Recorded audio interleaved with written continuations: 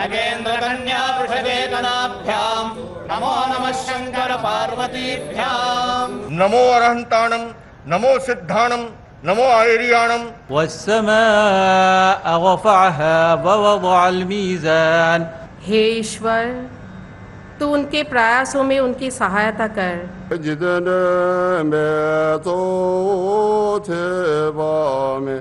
नानक बोले हर हर बाणी। वाहिगुरु जी का खालसा, वाहिगुरु जी की फतेह। यही वजह वहाँ पे गुरुद्वारा, मस्जिद, मंदिर एक ही लाइन में आपको दिखते नजर आते हैं। एक टाइम पे नमाज भी अदा होती है, उसी टाइम पे आरती भी होती है और लोग चर्च भी जा रहे हैं, तो उनको इस चीज से फर्क नहीं पड़ता। लेकिन अगर पाकिस्तान में ऐसा हो सकता है कि मस्जिद के साथ आप मंदिर बना दो, हो सकता है? कभी नहीं। पार्लियामेंट हाउस का उद्घाटन पूरी भारतीय संस्कृति को ध्यान में रखते हुए कर दिया गया है। ईयू की तरफ से जो मैं खबर देख रही थी, जो चल रही थी, और उसमें कहा गया है कि Pakistan under EU scanner over right situation, और जो ट्रेड है हमारी और उनकी, उस हवाले से ये बात की जा रही है। जो ट्रेडिशन है उसको भी वो फॉलो करते हैं। वो इंडिया के डिफरेंट स्टेट में जाती है, वो को यूनिवर्सिटीज में पढ़ रही है, ठीक है, जिससे माहौल बदलता है, रेवोल्यूशन आती है। उसके लिए आपको सिंबल्स भी वैसे चाहिए होते हैं। भी आपको पार्लियामेंट, ये हिंदुस्तान का बनाया हुआ, this is by the people, build by people of India, architect of India, for the people of India. So ये एक ऐसी चीज है जिसके ऊपर गर्व करना चाहिए। नमस्ते दोस्तों, जय हिंद। हिंदुस्तान स्पेशल में आपका स्वागत है। दोस्तों, नई संसद में सेंगोल स्थापित करने के बाद सर्वधर्म प्रार्थना का आयोजित किया गया। सर्वधर्म प्रार्थना में अलग अलग धर्म से जुड़े गुरुओं और लोगों ने पूजन किया। सर्वधर्म प्रार्थना में बौद्ध, ईसाई, जैन, पारसी, मुस्लिम, सिख, सनातन समेत कई धर्मों के धर्म गुरु ने अपनी अपनी प्रार्थनाएं की। सभी धर्म के धर्म गुरुओं और विद्वानों ने नई संसद के उद्घाटन पर अपने अपने विधि विधान से अनुष्ठान किया। इस दौरान प्राइम मिनिस्टर मोदी समेत कार्यक्रम में शामिल सभी नेताओं ने इन प्रार्थनाओं को सुना। 10 सितंबर 2020 को फ्रांस से आए 5 राफेल विमानों के भारतीय वायुसेना में शामिल होने पर सर्वधर्म प्रार्थना का आयोजन किया गया था। अंबाला एयरबेस पर हुए इस कार्यक्रम में रक्षा मंत्री राजनाथ सिंह भी मौजूद थे। अब पाकिस्तानी मीडिया एक ही जगह मंत्रोच्चार, दुआ और जो बोले सोनेहार सुनकर सकते में है, और ये चर्चा कर रहा है कि ऐसा सिर्फ भारत में ही हो सकता है। अनेकता में एकता भारत की हमेशा पहचान रही है।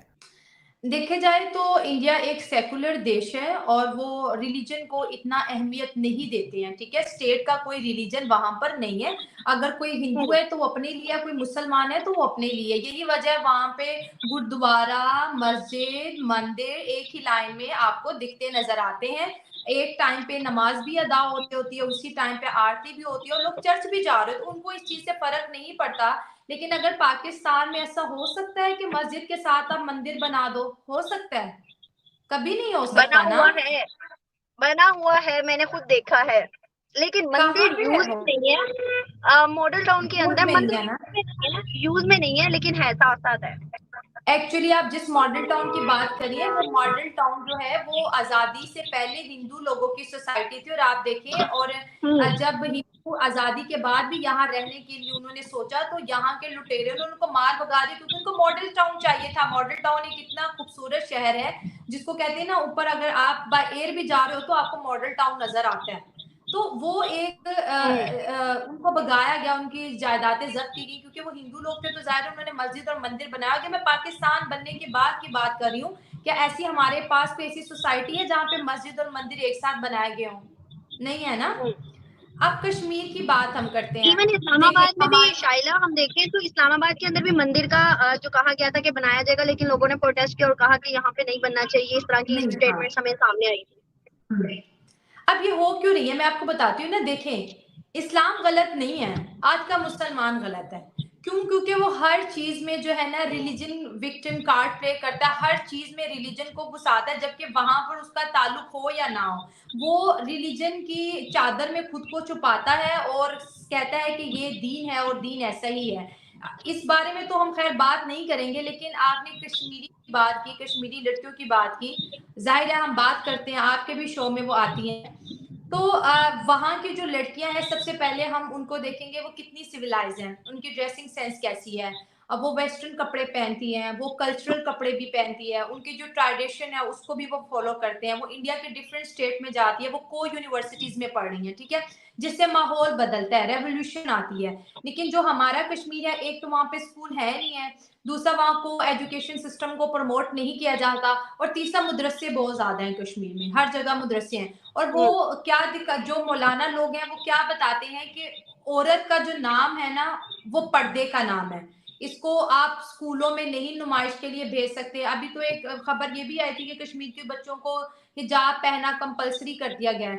We are entering into next 25 years, जिसको हम अमृत काल का समय बोलते हैं, वेयर इंडिया एट 100 वो कैसा होगा।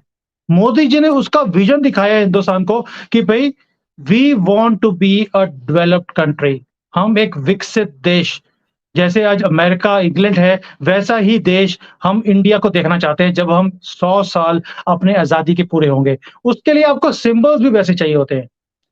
भी आपको पार्लियामेंट, ये हिंदुस्तान का बनाया हुआ है, this is by the people, build by people of India, architect of India, for the people of India.